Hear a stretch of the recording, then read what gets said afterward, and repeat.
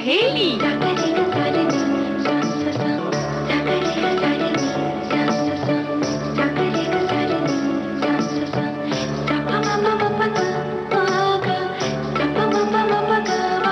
सखी सहेली।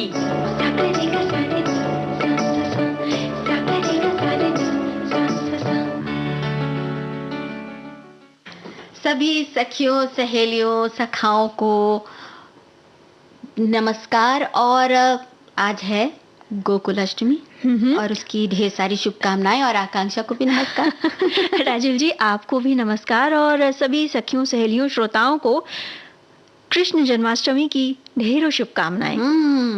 तो आज तो भाई चारों तरफ धूम ही धूम है, शोरगुल है। और वो कहते हैं ना कि जैसे इस शोरगुल के बीच आपा खो देते हैं, तो बस कुछ ऐसा ही उत्साह चारों तरफ है। और देखो ना, हमारे जो सुनने वाले हैं उनके भी ढेर सारे संदेश आ गए हैं, बिल्कुल, जिसमें जन्माष्टमी की शुभकामनाएं दी गई हैं।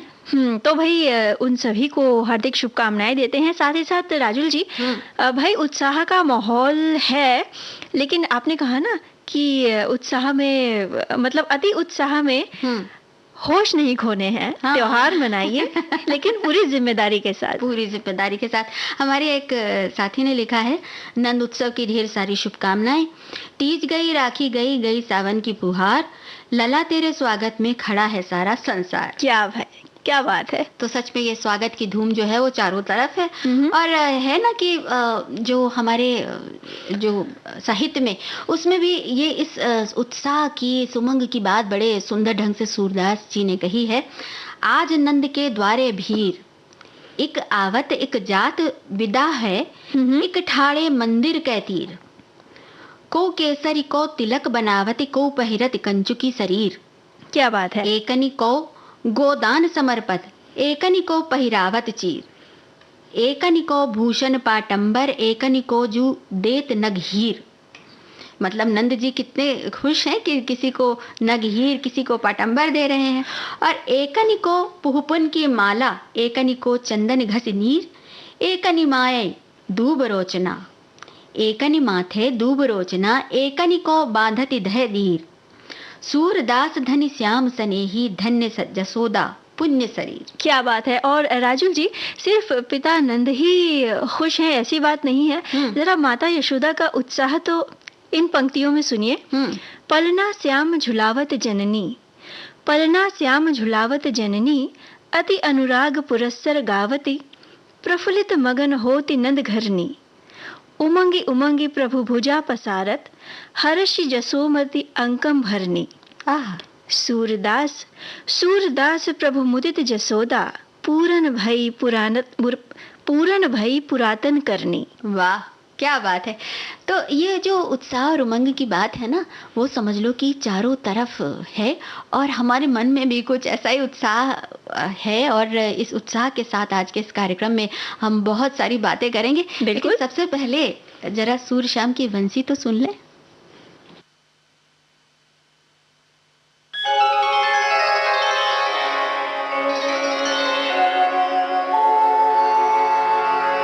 विमुख शिखर से धारा धाये राधा, हरि सम्मुख लाए बांसुरिया, हरि सावरिया राधा गोरी सुनवा रे, बादे मुरली बादर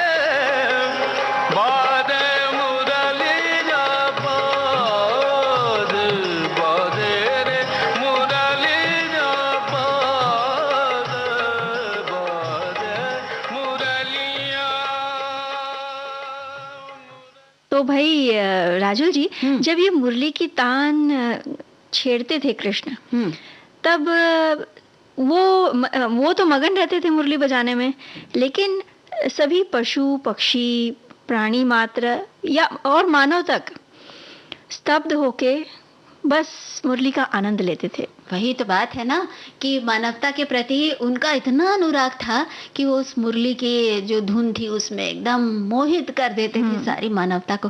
और देखो ना आकांक्षा कि जो इंसान के प्रति, मानव के प्रति या इस संसार की सारी रचनाओं के प्रति उनका जो प्रेम था, प्रेम है अभी भी, उसको देखकर कई बार जो कविगण हैं वो कैसी कैसी रचनाएं कर देते हैं। जैसे कि अभी हम ये भजन जो सुन रहे थे उसमें कितने सुंदर सुंदर उपमाएं थी और कितने सुंदर सुंदर भाव थे। बिल्कुल सही बात। तो भाव और उपमाओं का ही आज एक और दिन है, वो है विश्व मानवतावादी दिवस।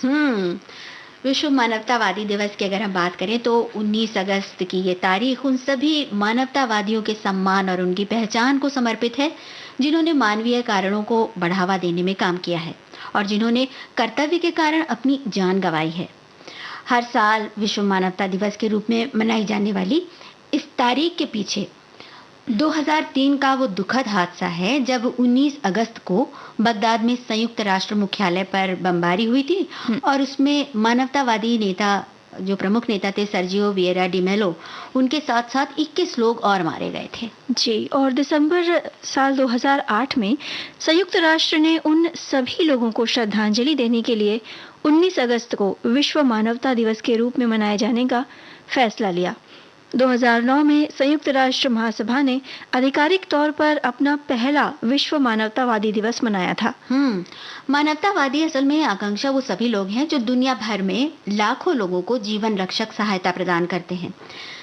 जैसे विश्व में बहुत सारी चुनौतियां हैं, भूख है, लिंग आधारित हिंसाएं होती हैं जी, या शरणार्थियों और विस्थापितों की जो समस्याएं होती हैं, बच्चों के लिए बहुत सारी सहायता का काम होना चाहिए, वो करते हैं। साथ ही स्वच्छ पानी और स्वच्छता तक पहुंच के लिए लोगों को प्रेरित करने के लिए काफी काम करते हैं ये मानवतावादी। और जैसे प्राकृतिक खतरे होते हैं, जैसे बाढ़ आ गई या भूकंप आ गया या इसी तरह की कोई और आपदा आ गई, तो उसमें दूसरों की मदद करने के लिए ये लोग अपनी जान भी जोखिम में डाल देते हैं। बिल्कुल, और इनका पूरा मकसद यही होता है कि जो जिन्हें जरूरत है ऐसे लोगों तक समय पर मदद पहुंचाई जाए। बिल्कुल, सुर्खियों से दूर मानवतावादी लोगों का एक ही मकसद होता है कि दूसरों के दुख कम हो, मुश्किलों से जूझते लोगों में आशा का संचार हो। और संयुक्त राष्ट्र संघ की रिपोर्ट के अनुसार जरूरतमंद लोगों की मदद करने की कोशिश करते हुए लगभग 700 से अधिक मानवतावादी जो कार्यकर्ता थे उन्होंने अपनी जान गंवाई है या सबसे खतरनाक परिस्थितियों का उन्होंने अनुभव किया है। बिल्कुल, एक कहावत है ना आकांक्षा की, बच्चे जो होते हैं ना उनको पालने के लिए पूरा गांव भी कम पड़ जाता है। सही बात है। तो इसी तरह मानवीय संकट में एक व्यक्ति जब फंस जाता है तो उसको सहायता देने के लिए, उसको उबारने के लिए, उसका समर्थन करने के लिए बहुत सारे हाथों की जरूरत पड़ती है। मतलब समझ लो एक तरह से गांव की ही जरूरत होती है। और दुनिया भर में रिकॉर्ड उच्च मानवीय जरूरतों के साथ इस वर्ष का जो विश्व मानवतावादी दिवस है, ये मानवीय कार्यों की वैश्विक प्रशंसा को बढ़ाने के सामूहिक प्रयास के इसी रूपक पर आधारित है कि सब मिलजुल कर एक साथ इकट्ठे होकर सहायता में हाथ बढ़ाएं। साल 2022 का विश्व मानवतावादी अभियान जो है वो उन हजारों स्वयंसेवकों, पेशेवरों और संकट से प्रभावित लोगों पर केंद्रित है जो तत्काल स्वास्थ्य देखभाल, आश्रय, भोजन, सुरक्षा, पानी और ऐसी ही कई जरूरत की चीजें प्रदान करते हैं। और इस साल जरूरतमंद लोगों और उनकी मदद करने वालों की कहानियों को बताने के लिए डिजिटल कला का उपयोग भी किया जा रहा है। अभियान के केंद्र में खूबसूरती से सचित्र सहायता कार्यकर्ता प्रोफाइल की एक श्रृंखला है जिसमें उनके मानवीय कार्यों का वर्णन है और सामूहिक रूप से व्यापक मानवीय गांव का जो एक प्रतीक है। इस दिन कई समुदाय और संगठन प्रचार और सूचना सामग्री का वितरण करके मानवतावादियों के महत्व को समझाने की कोशिश करते हैं। विश्व मानवतावादी दिवस के इन प्रमुख संदेशों को फैलाने में मदद करने के लिए कई प्रेस कॉन्फ्रेंस होती हैं और कई सार्वजनिक कार्यक्रमों का आयोजन होता है। बिल्कुल, वाकई। और हम इस बारे में लौटकर चर्चा करते हैं इस छोटे से ब्रेक के बाद।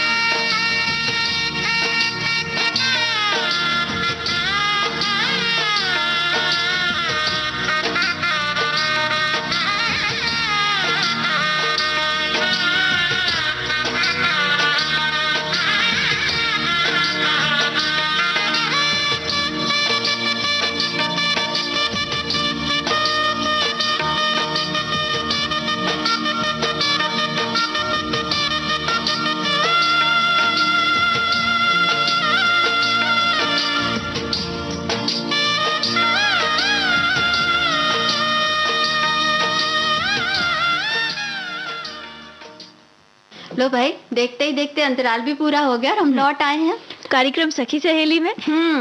तो आज जब ये जन्माष्टमी की नंद बाबा के घर में खूब सारी धूमधाम मची हुई है और इस धूमधाम को हम लोग आज भी बड़े उत्साह से जब मनाते हैं तो ऐसे में बड़े ढेर सारे आयोजन होते हैं। बहुत सी जगह पर ये भी होता है आकांक्षा की जैसे बच्चे जो हैं वो कृष्ण और राधा का रूप रखते हैं। बिल्कुल। कुछ भजन कीर्तन होते हैं और उसमें जो है बच्चे नाच भी करते हैं, बड़े लोग भी नृत्य करते हैं और खूब गाना बजाना होता है। और कृष्ण है ही ऐसे। और कई जगहों पर राजुल जी दही हंडी उत्सव का आयोजन भी किया जाता है, जिसे मतलब मटकी बांध दी जाती है एक निश्चित ऊंचाई तक। और जो संगठन होते हैं या कहीं कहीं तो स्कूलों में भी इसका आयोजन होता है। बच्चों को मानव पिरामिड बनाकर उस हंडी को फोड़ना होता है। तो वही ना, चुनौतियों से जूझने वाली बात जो कि श्री कृष्ण ने हमेशा अपने जीवन में समझाई है, उनके जीवन से यही प्रेरणा मिलती है। तो बस वही चुनौतियों का एक रूप ये भी है कि जो दही हांडी फोड़कर किया जाता है।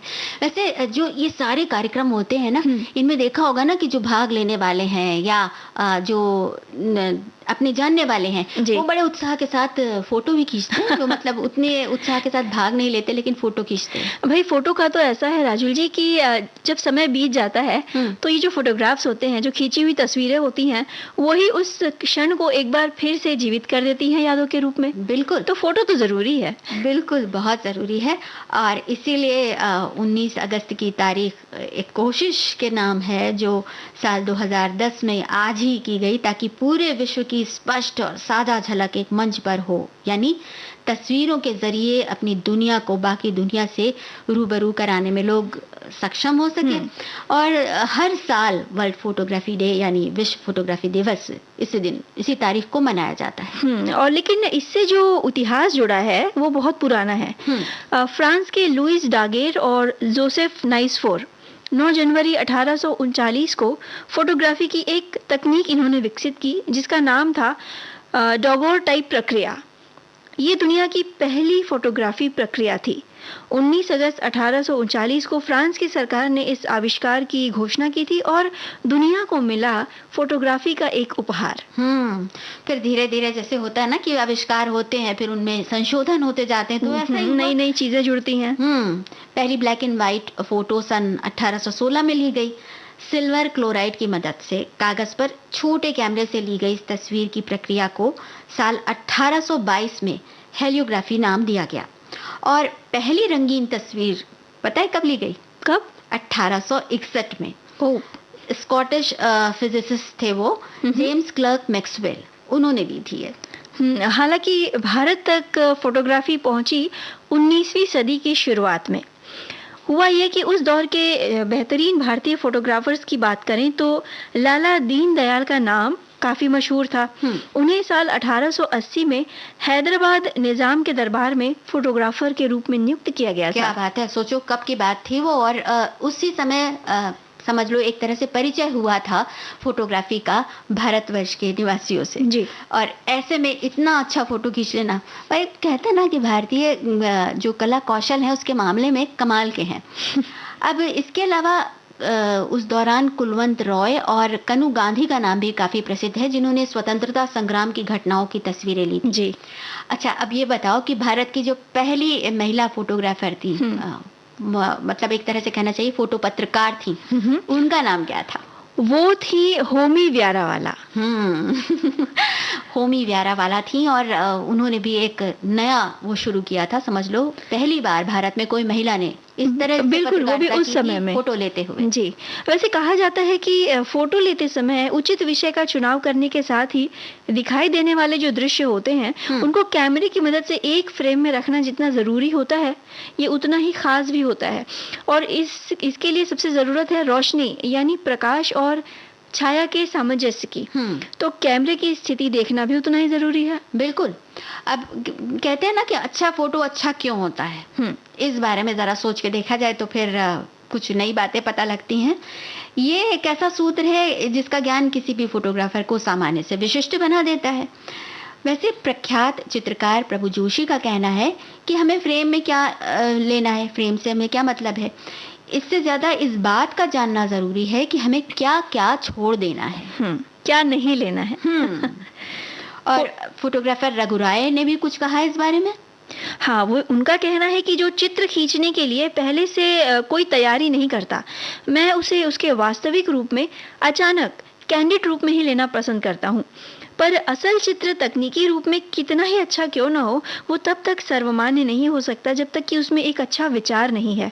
एक अच्छी पेंटिंग या अच्छा चित्र वही है जो मानवीय संवेदना को झकझोर दे।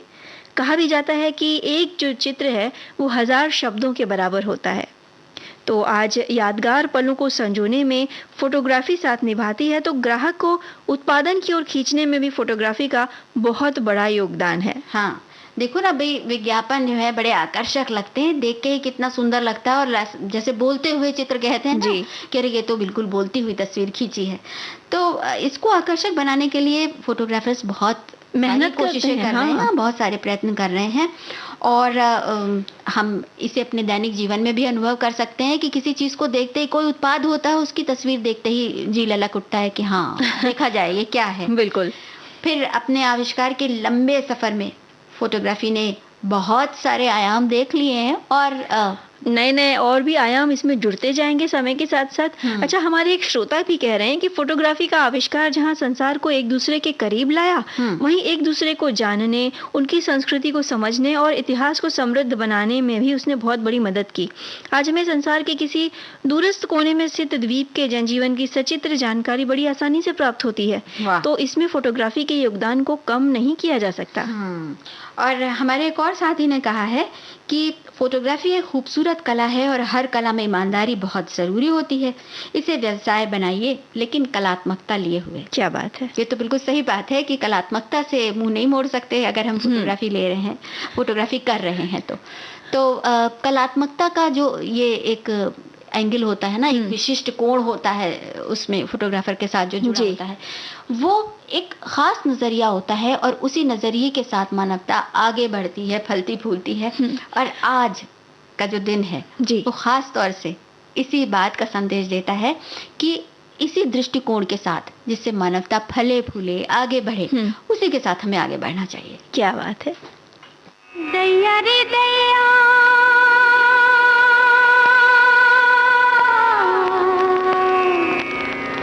दैया रे दैया, यशोदा मैया इसको संभाल, बड़ा नटखट है तेरो नंदलाल,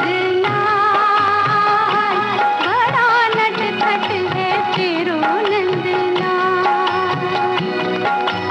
दैया रे दैया, दैया रे दैया, यशोदा मैया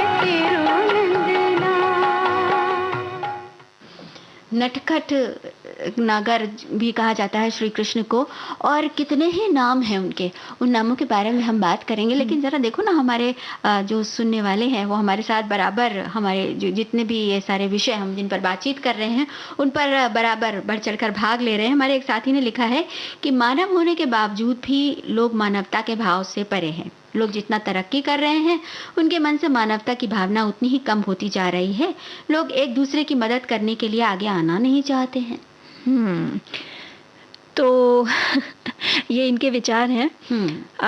और हम जो फोटोग्राफी की बात कर रहे थे ना राजू जी, तो इतिहासकारों के मुताबिक कई साल पहले 9 जनवरी 1939 को दुनिया की सबसे पहली फोटोग्राफी प्रतीक की प्रतिक्रिया का आविष्कार हुआ था, ऐसा हमारे एक श्रोता का कहना है। अपनी कला से दुनिया की खूबसूरती को कैमरे में कैद कर लिया है। दुनिया में ऐसे कई फोटोग्राफर हैं जिन्होंने इस कला को अपना पेशा बनाया है और अपने कैमरे से बेहतरीन तस्वीर खींचकर लाखों करोड़ों लोगों के दिल जीते हैं और हमारी याद के दिनों को समेट रखा है। जैसे जन्मदिन के अवसर हैं, शादी के अवसर हैं या अनेक शुभ अवसरों को कैमरे द्वारा कैद कर लिया जाता है, और जब हमें याद आती है तो इन फोटो को देखकर सारी यादें जीवंत हो उठती हैं। बिल्कुल। और एक बात और है, यादों को कैद करने के अलावा जो ये कैमरा है, ये एक ऐसी दुनिया की तरफ भी हमें ले जाता है जिससे हमारा ज़्यादा परिचय नहीं है।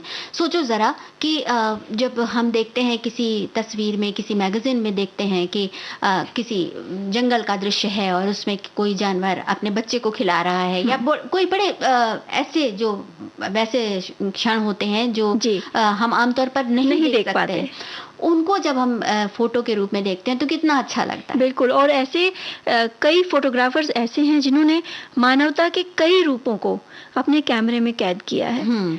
जैसे कहीं अगर सूखाग्रस्त जो क्षेत्र रहे हैं उनके बारे में जो दुनिया में जागरूकता फैलाई है वो इन्हीं फोटोग्राफर्स का काम रहा है, और इसी के जरिए दुनिया ने जाना, मतलब कई बार जब ये फोटोज लोगों की नज़रों से गुजरी तो बहुत सारे लोग आगे बढ़कर आए और उन्होंने मदद करने की कोशिश की। बिल्कुल। अब मदद की बात तो ये है ना कि मदद किस हद तक की जाती है और किस हद तक उसकी उम्मीद की जाती है, उसमें भी थोड़ा सा अंतर हो जाता है। लेकिन अगर कोई मुश्किल में है तो उसकी मदद तो ज़रूर करनी चाहिए। अब भाई देखो ना, हमें अब इस समय एक छोटा सा ब्रेक ले लेते हैं।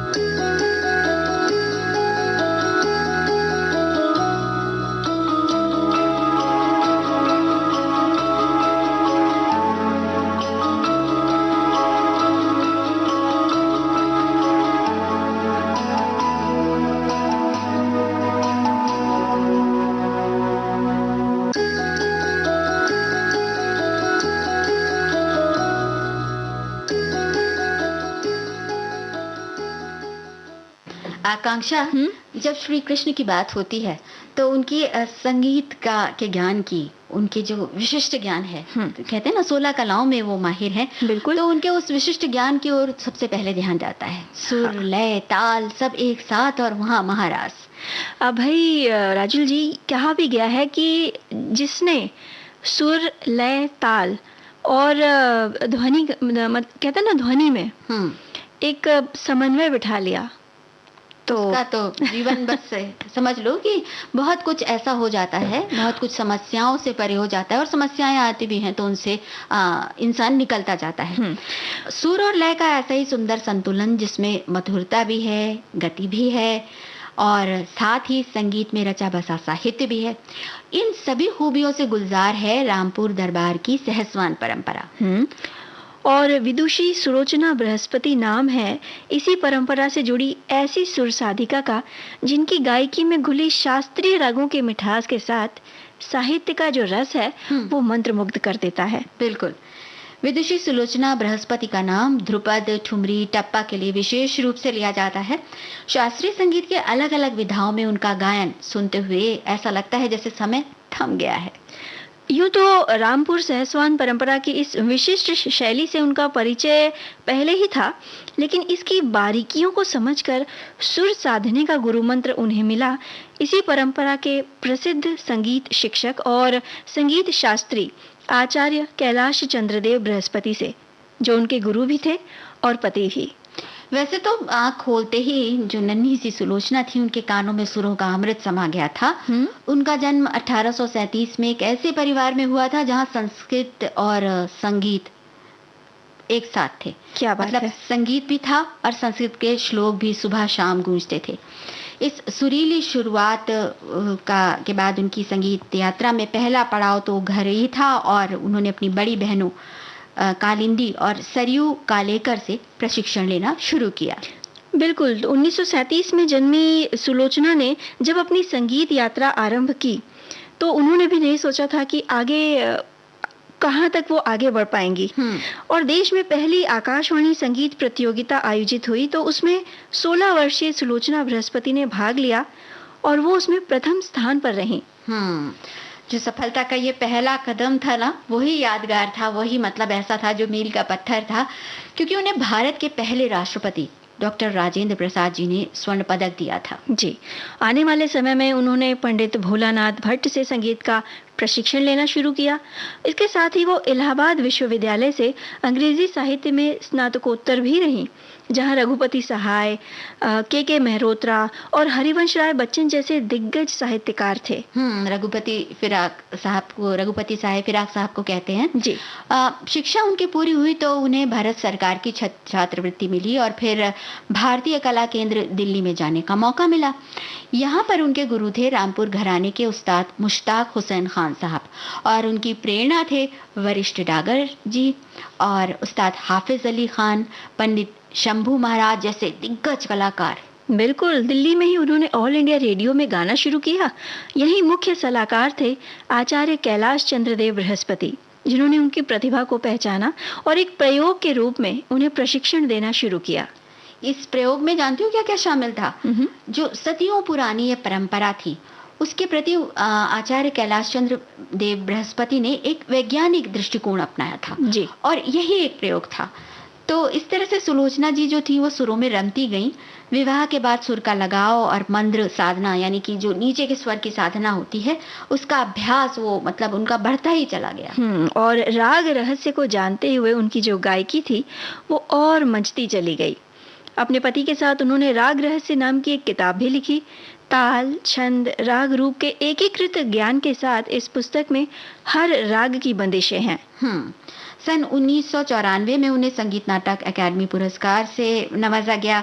सन 1984 में उत्तर प्रदेश संगीत नाटक अकादमी पुरस्कार से और सन 2006 में उन्हें उत्तर प्रदेश सरकार द्वारा तानसेन सम्मान से अलंकृत किया गया जी। और सुलोचना बृहस्पति जी, विदुषी सुलोचना बृहस्पति जी की जो गायकी है वो उनके बहुत सारे शिष्य आज भी उनको बाकायदा निभा रहे हैं और उनका जो स्वर का साधना है उनकी वो निरंतर चलती रहती है। वो इस उम्र में भी जब गाती हैं तो वो पता लगता है कि कितना रियाज है, कितना अभ्यास है और कितनी रमी हुई साधिका है। क्या बात है।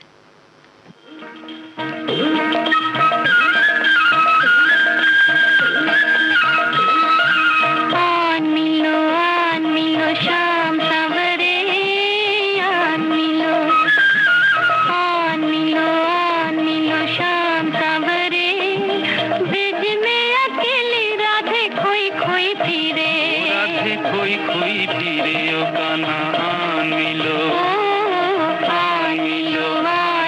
शाम सवरे, आन मिलो।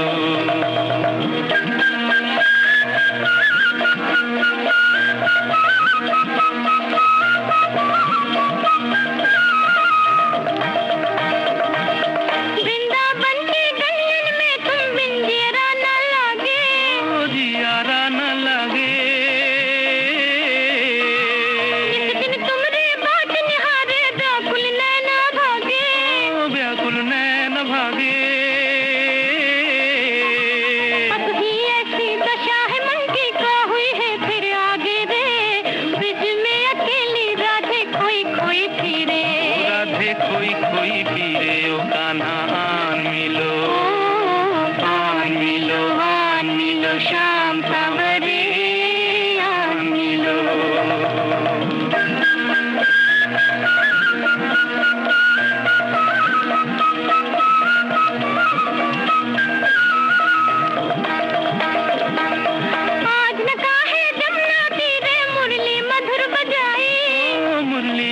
बजाई। आज न काहे सखियन के संग हिल मिल रात रचाई। ओ हिल मिल रात रचाई। हमरा आंगन छोड़ के तो है कौन नगरिया भाई रे। ब्रिज में अकेली राधे खोई खोई फिरे। ओ राधे खोई खोई फिरे ओ कान्हा आन मिलो।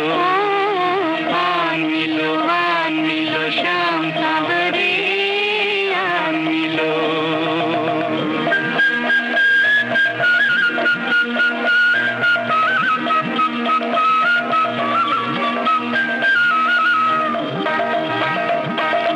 अज हो जो ना भेजे मोहन तने कोई खबरिया।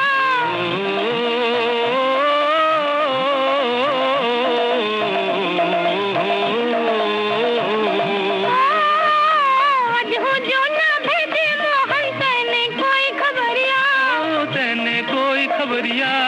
पूछे है एक ब्रिज के बाला रो रो कर बाबरिया। रो रो कर बावरिया। धीर बंधा जा मुख दिखला जा नटनागर सांवरिया रे।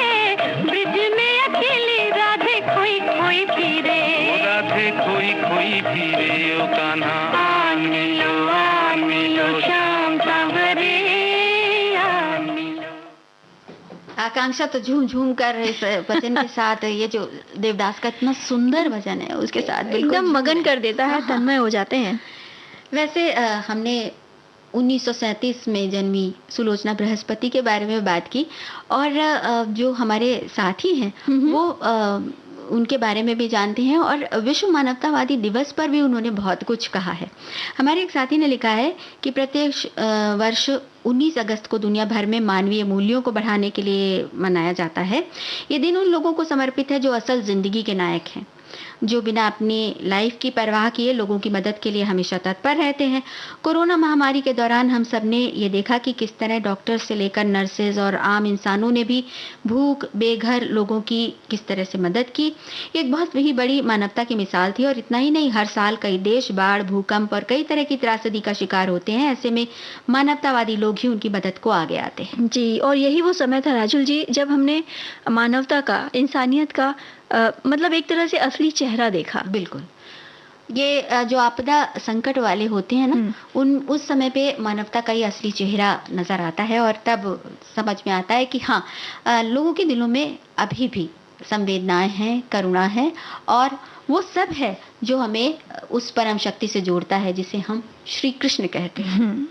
भाई, हमारे एक श्रोता कह रहे हैं कि नंद को आनंद भयो मदन गोपाल की, जय कन्हैया लाल की, हाथी घोड़ा पाल की। वाह, ये तो हम लोग जोर जोर से चिल्लाते थे जब झांकियां सजती थी, तो बच्चे जो थे वो जोर जोर से यही चिल्लाते हुए, नारे लगाते हुए जैसे नाचते थे। तो श्री कृष्ण का एक ये रूप तो है ही ना कि वो अपने ग्वाल बालों के साथ, अपने सखाओं के साथ खेलते हैं। लेकिन एक बात ये है, मैं ये कहने जा रही थी, आप रुक गई। मैं ये कहने जा रही थी राजुल जी कि कृष्ण के जितने भी रूप हैं, चाहे वो बाल रूप में उन्होंने जो लीलाएं दिखाई हैं, उसके बाद जब वो मथुरा आए, उसके बाद महाभारत में जब उन्होंने गीता का उपदेश दिया, तो जितने भी रूप हैं उन सब में एक कहीं ना कहीं कुछ ना कुछ उन्होंने संदेश दिया है। बिल्कुल, उनके व्यक्तित्व में पूरा ब्रह्मांड समाया है। धर्म की परम ऊंचाइयां, गहराइयां तक पहुंचे हैं उनका व्यक्तित्व। लेकिन वहां पर भी वो बिल्कुल गंभीर और उदासीन नहीं दिखाई देते, बल्कि ऐसा लगता है जैसे जीवनी शक्ति से लबालब भरा हुआ कोई व्यक्तित्व हम देख रहे हैं जी, है ना।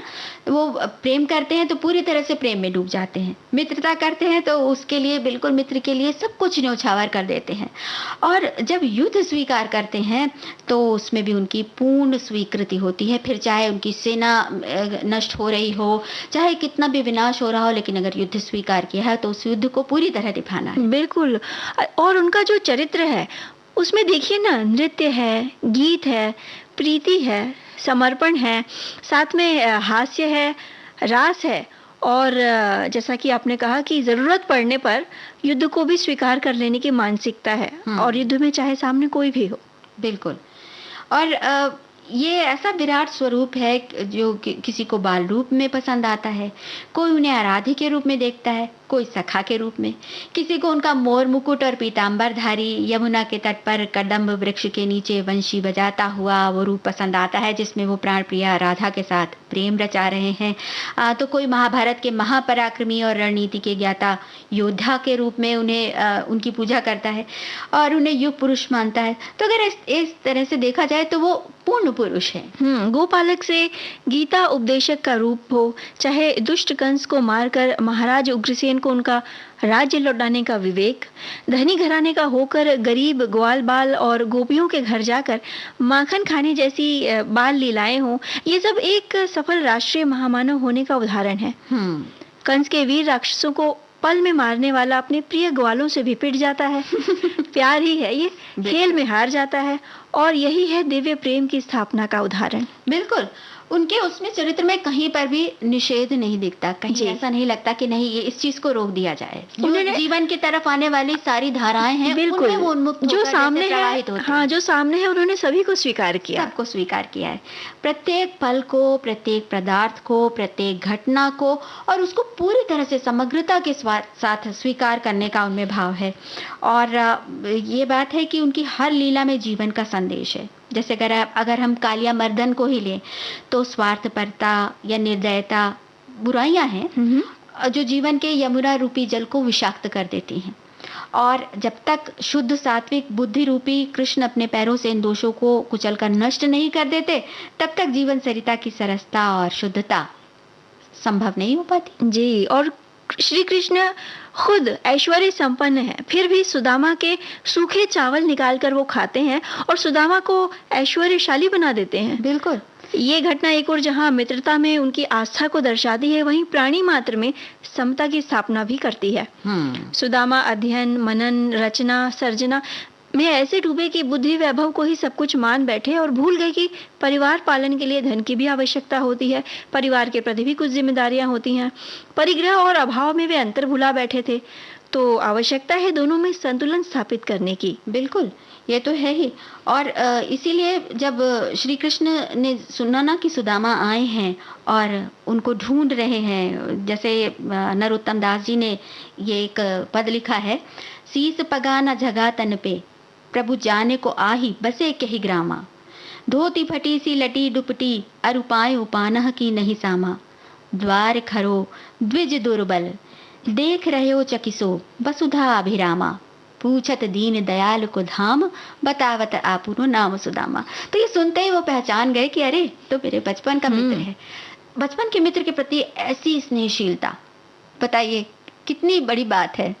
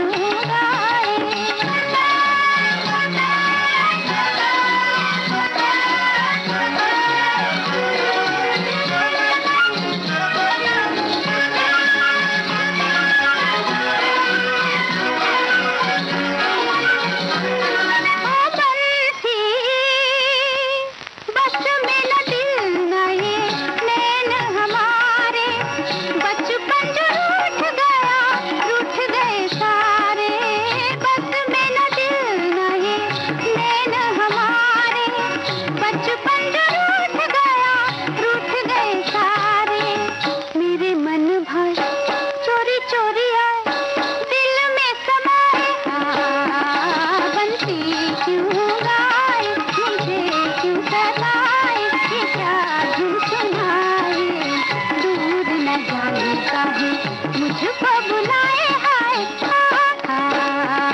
बंसी क्यों गाए, मुझे क्यों सताए, ये क्या धुन सुनाए। आकांक्षा, हमारी एक सखी ने लिखा है, कोटिक कला काच दिखराई, जलथल सुधि नहीं काल। कोटिक कला काच दिखराई, जलथल सुधि नहीं काल, सूरदास की सबय अविद्या, दूरी करो नंदलाल। बिल्कुल राजुल जी, श्री कृष्ण को रसिक कहा जाता है, रसिक बिहारी कहा जाता है, लीला प्रिय कहा जाता है, और न जाने कितने नामों से उनको संबोधित किया जाता है। जितने रूप हैं उतने ही उनके अलग अलग नाम हैं। लेकिन कृष्ण एक नवीन प्रकार की नैतिकता को स्थापित करने वाले एक महान व्यक्तित्व थे। बिल्कुल। पूरा जो तुम उनकी बात कर रही हो ना, जो उन्होंने असुर का विनाश, भौमासुर का विनाश किया था, बिल्कुल उनकी बात कर रही हो। बिल्कुल। और पुराणों में कहा भी गया है कि भौमासुर के विनाश के बाद उसके द्वारा बंदी बनाई गई जो 16,000 स्त्रियों को कृष्ण ने इसलिए स्वीकार किया क्योंकि वे जानते थे कि समाज उन्हें स्वीकार नहीं करेगा। और जो गोपियों के साथ नृत्य है उनका, वो कोई साधारण घटना नहीं है। बिल्कुल, वो तो इस बात का प्रतीक कहा जा सकता है कि पूरे ब्रह्मांड में ये जो विराट नृत्य चल रहा है, प्रकृति का और पुरुष का, यानी परमात्मा का, वो उसी का प्रतीक है। बिल्कुल। तो श्री कृष्ण का गोपियों के साथ नृत्य उसी विराट नृत्य की एक झलक है, हम यही कह सकते हैं। और कृष्ण इसमें पुरुष तत्व है और गोपिकाएं प्रकृति तत्व, प्रत्येक, क्योंकि इसीलिए तो तभी जो हर गोपी है उसको यही लगता है कि कृष्ण हमारे साथ ही है। तो ये कैसी कितनी बड़ी बात है कि अपने हर लीला के साथ, हर बात के साथ वो जीवन को जोड़ कर रखते हैं और जीवन के उन सभी भावों को जोड़ कर रखते हैं जो जीवन को रसिक्त करते हैं। कई बार भी हमने कहा था ना, उदासीनता कहीं नहीं है। तो इसी उदासीनता को दूर करने के लिए देखो, हमारी एक सखी ने कहा है ना, जब व्यंजन बताने वाले हैं ना, तो उन्होंने कहा कुछ चटपटा मत बताइएगा। तो भाई चटपटा तो हम नहीं बताने वाले हैं। जन्माष्टमी का अवसर है तो मीठा ही मीठा रहेगा आज व्यंजनों में। तो जैसे अगर जिनका व्रत है तो व्रत में ये सब चीज़ें बनती हैं, पाक बनते हैं, कतलियाँ बनती हैं। तो पाक के लिए अगर बना रहे हैं तो जैसे मखाना है और कुछ और मेवे आप डालना चाहते हैं, गरी भी डाली जाती है, तो इन दोनों को, मखाने को पहले आप थोड़ा सा 1 चम्मच घी डालकर उसको भून लीजिए, और इसी तरह से जो गरी है उसको भी थोड़ा सा सेक लीजिए अच्छी तरह से, और उसके बाद 2 तार की चाशनी बनाकर उसमें थोड़ा गाढ़ा हो जाए तब उसमें उसको मिला दीजिए और जमा दीजिए, फिर खाइए, क्योंकि ये इस मौसम में भी बड़ा अच्छा रहता है। और इस तरह से जो वो होती है ना चिरौंजी, उसकी बीज, छोटी छोटी चिरौंजी के जो बीज होते हैं उनको भी सेक कर और पीस कर बनाई जाती है कतली। तो वो कतली भी बनाई जा सकती है। इसके लिए चिरौंजी को सेकना होगा, सेक कर उसको पीस लें, और अगर आप चाहें तो उसमें बहुत सारे लोग जो गरी होती है, नारियल, उसको घिस लेते हैं और घिस कर उसे भी साथ में मिलाते हैं और फिर उसे वही चाशनी बनाकर उसमें पाक देते हैं। जी, और भी कई सारी चीज़ें बनती हैं कृष्ण जन्माष्टमी के मौके पर मीठा में, जैसे खाजा हो गया, चाशनी में पगा हुआ। तो इसकी भी विधि बताएंगे गीत के बाद।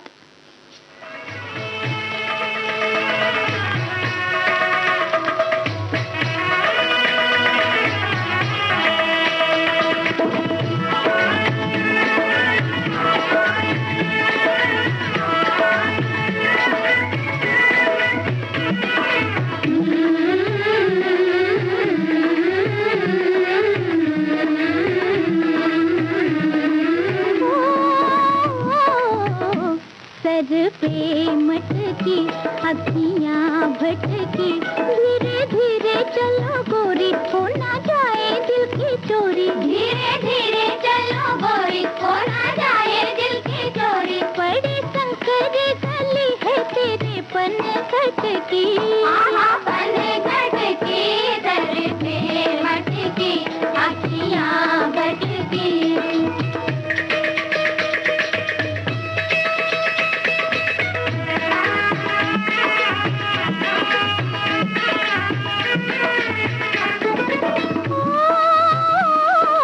कैसे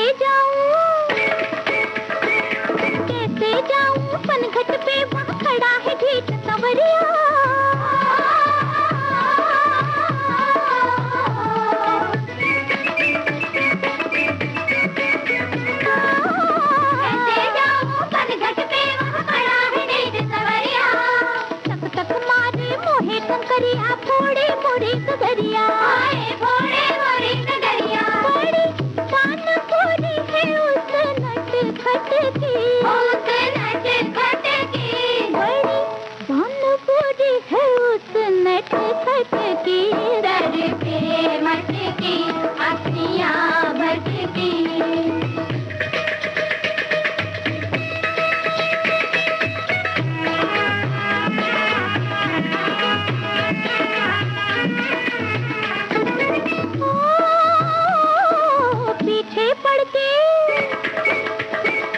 पीछे पड़ के हाथ पकड़ के रोके मोरी डगरिया,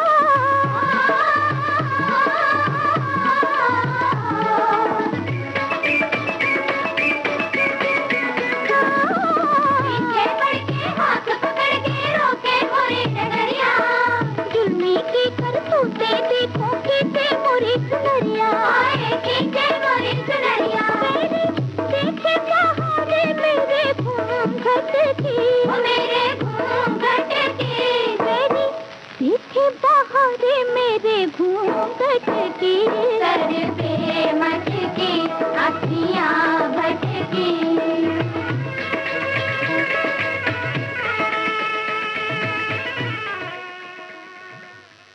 भाई हमारी जिन सखी ने कहा है ना कि कोई चटपटा नहीं बताइएगा, तो बिल्कुल हम नहीं बता रहे हैं और इधर उधर आंखें बिल्कुल नहीं भटका रहे हैं। आज हम बिल्कुल मीठे पर ही ध्यान। हाँ, और अगली जो मिठाई है उसे कहते हैं खाजा, और खाने में जितनी स्वादिष्ट होती है तो मन करता है बस खा जा और खा जा।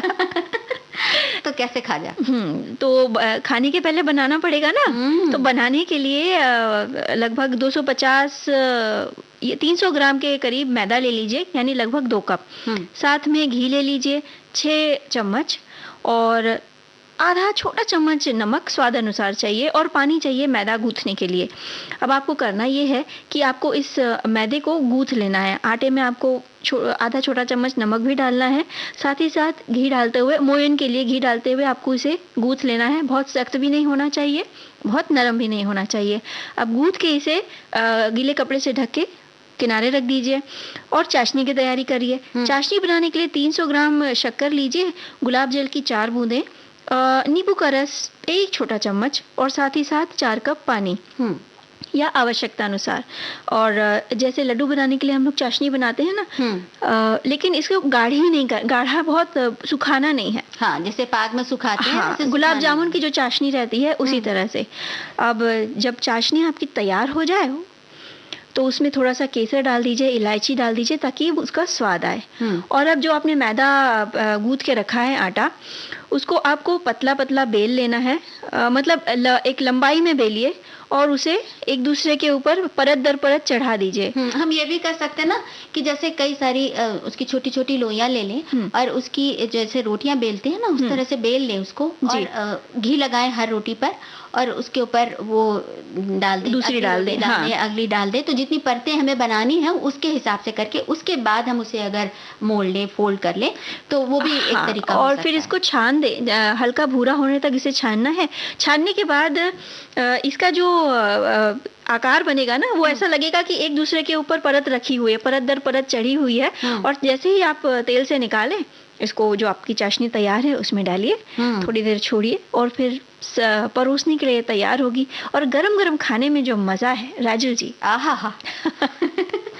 अब घेवर अगर हम बताएं तो उसके लिए 1 कप मैदा चाहिए होगा, 1/4 कप देसी घी चाहिए होगा, 1/4 कप दूध चाहिए होगा, 2 कप पानी, और 1-2 बर्फ के टुकड़े, और आधा लीटर घी चाहिए तलने के लिए। और चाशनी के लिए 2 कप चीनी चाहिए, 1 कप पानी चाहिए, और आधा छोटा चम्मच इलायची पाउडर, 3-4 धागे केसर के, और सजाने के लिए रबड़ी ले लें, कटे हुए मेवे, जो भी जैसा भी आप करना चाहें। तो सबसे पहले एक जार में घी और बर्फ के टुकड़े डालकर अच्छे से उनको फेंटना है, और तब तक फेंटना है जब तक वो सफ़ेद ना हो जाए, घी एकदम बिल्कुल क्रीम जैसा ना हो जाए। और उसके बाद फिर तैयार मिश्रण को एक बाउल में निकाल कर उसमें थोड़ा सा करके मैदा डालें, एक साथ ना डालें नहीं तो गुठली पड़ जाएगी। धीरे धीरे करके पानी से उसको करते जाएं, और फिर उसको सान लें, और घोल सा बनाना है, पतला घोल कि तुरंत ही गिर जाए।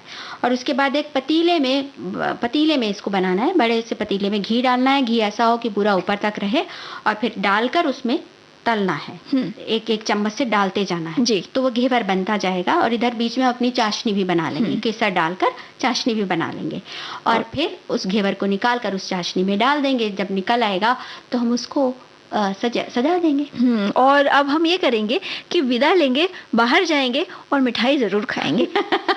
पक्का। और आप लोग भी जरूर खाइएगा। हम अपने सभी सुनने वालों से यही कहेंगे, एक बार फिर जन्माष्टमी की बहुत सारी शुभकामनाएं। तो अब इजाजत दीजिए आकांक्षा सिंह और राजुल को नमस्कार।